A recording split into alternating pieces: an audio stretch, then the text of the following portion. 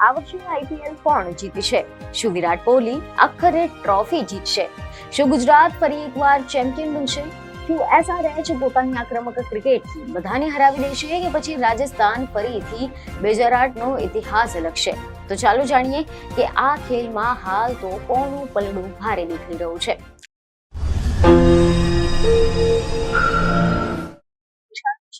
ખેલ જગતમાં આપનું સ્વાગત છે. ભારત એક એવો દેશ છે કે જ્યાં ક્રિકેટ માત્ર રમત નથી, તે ધર્મ છે, લાગણી છે, ઉત્સવ છે અને જ્યારે વાત આવે છે IPL ની, આ ઉત્સવ એક એવા જ્વાળામુખીમાં ફેરવાઈ જાય છે કે જ્યાં દરેક બોલની સાથે ધબકારા વધે છે, દરેક છક્કાની સાથે બૂમો ગુંજે છે, દરેક વિકેટની સાથે કરોડો દિલો તૂટી પડે છે. IPL માત્ર 22 યાર્ડની રમત નથી, આ સ્ટાર્સની લડાઈ છે, ઇમોશન્સની લડાઈ છે, શહેરોની શાનની લડાઈ છે અને સપનાઓની લડાઈ છે. આખા 2 મહિના સુધી દેશની દરેક ગલીઓમાં, દરેક ચાની કેટલીઓ પર, દરેક ઓફિસમાં, દરેક ઘરમાં માત્ર એક જ ચર્ચા ચાલે છે કે આ વર્ષે IPL કોણ જીતશે. અને હવે આખરે એ ક્ષણ આવી ગઈ છે કે જ્યાં લીગ સ્ટેજનો ધુમાડો સાફ થઈ ગયો છે. પ્લે ઓફનું ચિત્ર હવે સંપૂર્ણ રીતે સ્પષ્ટ થઈ ગયું છે અને આ ચિત્રમાં કેટલાક ચહેરા ખુશીથી ઝગમગી રહ્યા છે તો કેટલાક ચહેરા નિરાશાથી ઝૂકી ગયા છે. કારણ કે રાજસ્થાન રોયલ્સે મુંબઈ ઇન્ડિયન્સને હરાવીને માત્ર એક મેચ નથી જીતી, તેણે IPL 2026નું આખું સમીકરણ બદલી નાખ્યું છે. તેને પોતાના માટે પ્લે ઓફની ટિકિટ પક્કી કરી લીધી છે અને સાથે સાથે પંજાબ કિંગ્સ અને કલકત્તા નાઇટ રાઇડર્સના સપનાઓને એક જ ઝાટકામાં તોડી નાખ્યા છે. દર્શક મિત્રો, કલ્પના કરો એ રાતની કે જ્યારે વાનખેડે સ્ટેડિયમમાં લાઇટ્સ ચમકી રહી હતી અને સ્ટેન્ડમાં હજારો ચાહકોની ચીસો ગુંજી રહી હતી. દરેક બોલની સાથે લોકો ઊભા થઈ જતા હતા કારણ કે આ માત્ર એક મેચ ન હતી, આ કરો યા મરોની જંગ હતી. રાજસ્થાન માટે જીત એટલે પ્લે ઓફ અને હાર એટલે કદાચ બહાર, અને મુંબઈ માટે કદાચ પ્રતિષ્ઠાની લડાઈ હતી કારણ કે 5 વખતની ચેમ્પિયન ટીમ પહેલેથી જ પ્લે ઓફની રેસમાંથી બહાર થઈ ગઈ હતી. પરંતુ મુંબઈ જેવી ટીમ ક્યારેય સહેલાઈથી હાર નથી માનતી, ખાસ કરીને પોતાના ઘર આંગણે. પરંતુ એ રાત રાજસ્થાનની હતી, એ રાત જોફ્રા આર્ચરની હતી અને એ રાત એક એવા સંદેશાની હતી કે IPLમાં નામ નહીં પરંતુ પ્રદર્શન જીતે છે. શરૂઆતથી જ વાતાવરણમાં તણાવ હતો. ટોસ થયું, રાજસ્થાને બેટિંગ શરૂ કરી અને પહેલી જ ક્ષણે મુંબઈએ હુમલો કરી નાખ્યો. વૈભવ સૂર્યવંશી માત્ર 4 રન બનાવીને આઉટ થઈ ગયા. ત્યારબાદ યશસ્વી જયસ્વાલ પણ વધુ સમય સુધી ટકી શક્યા ન હતા. રિયાન પરાગ પણ ઝડપથી પેવેલિયન પરત ફર્યા અને પાવર પ્લે પૂરો થતાં જ રાજસ્થાનનો સ્કોર હતો માત્ર 54 રન અને 3 વિકેટ. વાનખેડેમાં બેઠેલા મુંબઈના ચાહકો ખુશ થઈ ગયા હતા. એવું લાગતું હતું કે રાજસ્થાન હવે દબાણમાં આવી જશે. ખાસ કરીને IPL ક્યારેય સ્ક્રિપ્ટેડ નથી હોતું. ત્યારથી જ શરૂ થાય છે એક કાઉન્ટર અટેક. દાસુને શનાકા અને ધ્રુવ જુરેલ ક્રીઝ પર આવ્યા અને ધીમે ધીમે મેચનો રંગ બદલાવા લાગ્યો. શનાકાએ માત્ર 15 બોલમાં 29 રનની વિસ્ફોટક ઇનિંગ રમી. જુરેલ સંયમ અને આક્રમકતાનો સરસ સમન્વય દેખાયો, પરંતુ સાચો વિસ્ફોટ તો હજી બાકી હતો. કારણ કે આના પછી મેદાનમાં આવ્યો એક એવો ખેલાડી કે જે માત્ર પોતાની બોલિંગ માટે નહીં પરંતુ પોતાની આક્રમકતા માટે પણ જાણીતો છે, જોફ્રા આર્ચર. અને જે થયું તે મુંબઈના બોલરો માટે ડરાવનું સપનું બની ગયું. કારણ કે માત્ર 15 બોલ અને 32 રન, એ પણ એવા સમયે જ્યારે ટીમને ઝડપી રનની જરૂર હતી. આર્ચરે જે રીતે છગ્ગા અને ચોગ્ગા ફટકાર્યા હતા તેનાથી આખું જ વાનખેડે શાંત થઈ ગયું હતું અને અંતે રાજસ્થાનને 20 ઓવરમાં 205 રનનો વિશાળ સ્કોર ઊભો કર્યો. હવે પ્રશ્ન હતો કે શું મુંબઈ આ લક્ષ્યાંકને ચેસ કરી શકશે? લોકોની નજર હતી રોહિત શર્મા પર, સૂર્યકુમાર યાદવ પર, હાર્દિક પંડ્યા પર, કારણ કે આ બધા જ ખેલાડીઓ એવા છે કે જે એકલા હાથે મેચને ફેરવી શકે છે. પરંતુ રાજસ્થાને શરૂઆતથી જ મુંબઈના શ્વાસ અદ્ધર કરી દીધા. જોફ્રા આર્ચર બોલિંગ કરવા માટે આવ્યા અને પહેલી જ ઓવરમાં રોહિત શર્મા 0 પર આઉટ. આખું વાનખેડે એક જ પળમાં સન્નાટામાં ડૂબી ગયું હતું. 5 વખતની ચેમ્પિયન ટીમનો સૌથી મોટો સ્ટાર ડગ પર આઉટ અને ત્યાંથી જ મુંબઈની મુશ્કેલીઓ શરૂ થઈ ગઈ હતી. નમન ધીર પણ ઝડપથી આઉટ થઈ ગયા. રિકલેટ પણ ફરી એકવાર નિષ્ફળ ગયા. તિલક વર્મા પણ માત્ર 3 રન અને પાવર પ્લે પૂરો થયો ત્યાં સુધીમાં મુંબઈ 49 પર 4 વિકેટ ગુમાવી ચૂક્યું હતું. રાજસ્થાનના ખેલાડીઓની બોડી લેંગ્વેજમાં આત્મવિશ્વાસ સ્પષ્ટપણે જોઈ શકાતો હતો, પરંતુ એક ખેલાડી હજુ પણ લડી રહ્યો હતો, Suryakumar Yadav, mister 360.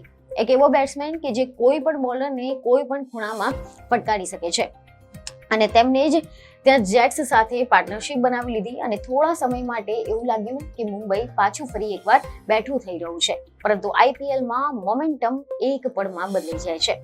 Will jacks out થયા પછી આવ્યા હાર્દિક પંડ્યા અને તેમને પણ ઝડપી રન બનાવ્યા, પરંતુ આર્ચરે ફરી એકવાર હુમલો કર્યો અને હાર્દિક પંડ્યા આઉટ થઈ ગયા અને પછી આખી જે આશા હતી સૂર્યકુમાર યાદવ પર.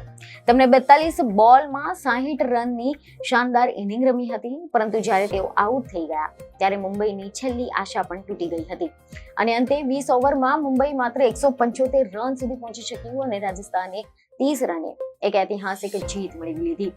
અને આ જીત માત્ર 2 પોઈન્ટ ન હતી, પરંતુ આ જીત એક ઘોષણા હતી, એક મેસેજ હતો કે સમગ્ર આઈપીએલને કે રાજસ્થાન રોયલ્સ આ વખતે માત્ર ભાગ લેવા માટે નથી આવી, તે ટ્રોફી જીતવા માટે આવી છે.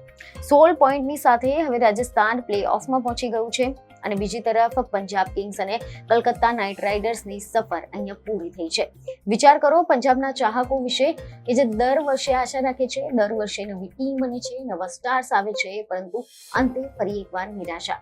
અને કેકેઆર એ 2 વખત ચેમ્પિયન ટીમ, સ્ટાર ખેલાડીઓ હોવા છતાં પણ આ વખતે સતત દેખાડી શકી નહીં અને આઈપીએલ એટલું જ નિર્દય છે, અહીંયા એક ખરાબ મેચ આખી સિઝનને બગાડી શકે છે. હવે પ્લે ઓફની 4 ટીમો નક્કી થઈ ગઈ છે. Royal Challengers Bengaluru, Gujarat Titans, sunrise Hyderabad અને રાજસ્થાન રોયલ્સ. આ ચારેય ટીમોની કહાની અલગ અલગ છે, ચારેય ટીમોની તાકાત અલગ છે, પરંતુ હવે અહીંયા એક જ લક્ષ્ય છે, આઈપીએલ 2026ની ટ્રોફી.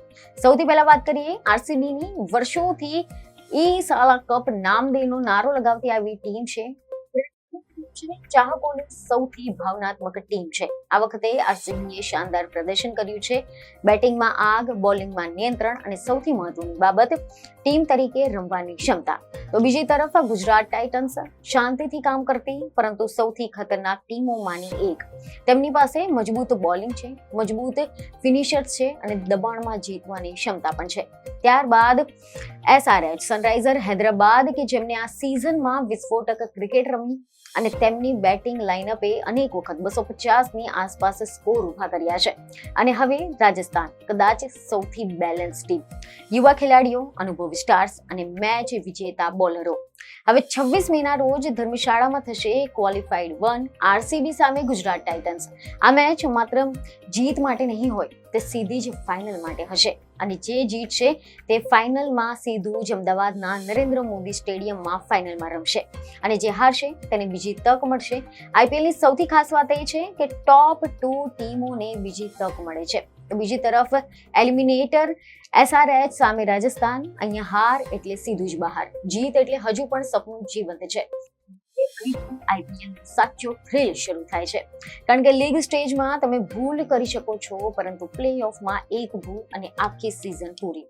હવે થોડું રાજસ્થાનની ટીમ વિશે વાત કરીએ તો આ ટીમની સૌથી મોટી તાકાત શું છે, તો કે તેમની ફિયરલેસ ક્રિકેટ. યશસ્વી જયસ્વાલ જેવા યુવા ખેલાડીઓ, આત્મવિશ્વાસ અને ધ્રુવ જુરેલની શાંતિ અને સૌથી મહત્વનું જોફ્રા આર્ચર જેવી મેચ વિજેતા શક્તિ. આર્ચરે મુંબઈ સામે માત્ર બોલિંગ નહીં કરી, તેમણે મેચ પર કબજો જમાવ્યો છે. પહેલા બેટથી તોફાન અને પછી બોલથી વિનાશ. 3 વિકેટ અને સૌથી મહત્વની બાબત રોહિત શર્માની વિકેટ. એ જ ક્ષણે મુંબઈ દબાણમાં આવી ગયું હતું. હવે આપણે વાત કરીએ મુંબઈ ઇન્ડિયન્સની તો 5 વખતની ચેમ્પિયન ટીમ, આઈપીએલની સૌથી સફળ ફ્રેન્ચાઇઝી, પરંતુ આ વખતે કંઈક ખૂટતું હતું. ટીમમાં સ્ટાર્સ હતા પરંતુ કન્સિસ્ટન્સી ન હતી અને ઘણી મેચોમાં બેટિંગ નિષ્ફળ ગઈ હતી. ઘણી વખતે બોલિંગ દબાણમાં આવી ગઈ હતી અને સૌથી મોટી સમસ્યા મોમેન્ટમની. મુંબઈ સતત જીતને રિધમ બનાવી શક્યું નહીં અને આઈપીએલમાં જો મોમેન્ટમ ગુમાવો છો તો પછી આખી સિઝન હાથમાંથી સરકી જાય છે.